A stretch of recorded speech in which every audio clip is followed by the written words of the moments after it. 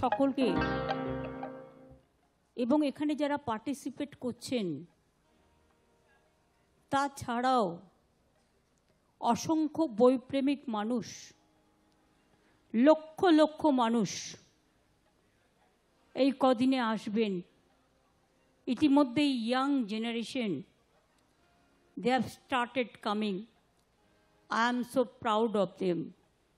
My congratulations to Sudhanshuda, Tridipda, and all the ministers and department, all the MPs who are present here, all the dignitaries, all the artists, all the literature, cultural people who are present here.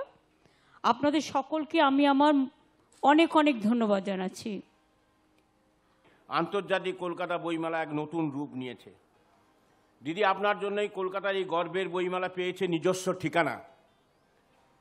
আপনি শুধু একজন সাহিত্য সংস্কৃতিপ্রেমী মানুষ নয়, আপনি বাংলার অত্যন্ত প্রিয় সৃজনশীল ব্যক্তিত্ব, কবি, প্রাবন্ধিক এবং সুরকার। এই প্রথম আপনি বই জগৎকে শিল্পের স্বীকৃতি দিয়েছেন, আমাদের স্পেন রাষ্ট্রের সফরসঙ্গী হওয়ার সুযোগও দিয়েছেন। এটি বই জগতের কাছে বিরাট প্রাপ্তি। সেটা গত নভেম্বরে বেঙ্গল গ্লোবাল বিজনেস সামিটে এই প্রথম অতিথি ও বক্তা হিসেবে অংশগ্রহণ করার সুযোগও পেয়েছি। আবার আপনাকে আমাদের আন্তরিক শ্রদ্ধা ও ভালোবাসা জানাই। Proud Book Fair, one of the best book festivals in the world today. Our gratitude towards her is endless. Information and Culture Department, as the nodal agency of the book fair, has been doing all the publicity and promotion, coordinating with all government departments.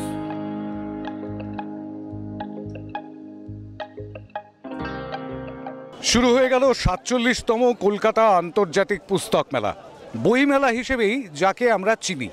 আর এই বইমেলায় হাজার হাজার দর্শকরা তো আসছেনই, সেই সঙ্গে সঙ্গে এই উদ্বোধন মঞ্চে মুখ্যমন্ত্রী মমতা বন্দ্যোপাধ্যায় ৪৭ বার হাতুড়ি ঠুকে তিনি এই বইমেলার উদ্বোধন যেমন করলেন, সেই মঞ্চে উপস্থিত ছিলেন বিশিষ্ট ব্যক্তিবর্গ, ছিলেন লেখিকা বাণী বসু, ছিলেন অ্যালেক্স এলিস সিএমজি অর্থাৎ ভারতে নিযুক্ত ব্রিটিশ রাষ্ট্রদূত, তিনিও যেমন উপস্থিত ছিলেন, ব্রিটিশ কাউন্সিল অফ ইন্ডিয়ার মহানির্দেশক অ্যালিসন ব্যারেট এমবি তিনিও উপস্থিত ছিলেন গিল্ডের সভাপতি, গিল্ডের সম্পাদক, সকলেই। কিন্তু এই বইমেলার হচ্ছে মহামিলন তীর্থ বলা যেতে পারে। এবারের যে স্লোগানটি, সেই স্লোগানটি আমি একটু বলবো আমাদের দর্শকদের, বিশ্ব বাংলা মিলিত হোক বিশ্ব বইমেলায়। সত্যি সত্যি এই বইমেলা বোধহয় বিশ্বের দরবারে একটা অত্যন্ত সম্মানিত জায়গা পেয়েছে এবং পেতে চলেছে।